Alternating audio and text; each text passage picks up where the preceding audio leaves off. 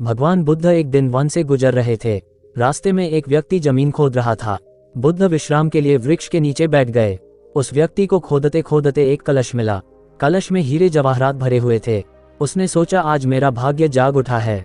उसने कलश बुद्ध के चरणों में रखा तथा कहा, आपके आशीर्वाद से ही मुझे यह अकूत दौलत प्राप्त हुई है। मैं इसमें से कुछ रत्न आपको भेंट करना चाहता हूँ। बुद्ध ने कहा, तुम्हारे लिए ये दौलत है, किंतु मेरी दृष्टि में यह विष के समान है।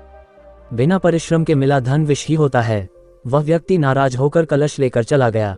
उसने हीरे जवाहरात बेचकर संपत्ति खरीदी और दरिद्र से धनवान हो गया। किसी ईर्ष्यालु ने राजा से शिकायत कर दी कि जमीन में दबा धन राजकोष का होता है। अमुक व्यक्ति ने उसे निजी काम में लाकर नियम का उल्लंघन किया है।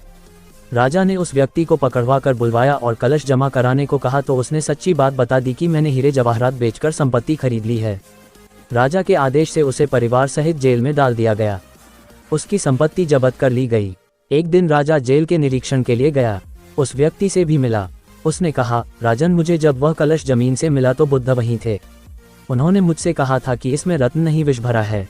ये सुनकर मैंने उनका अपमान किया था। आज जेल में रहकर मुझे अनुभूति हो रही है कि उनकी बात बिल्कुल सच थी।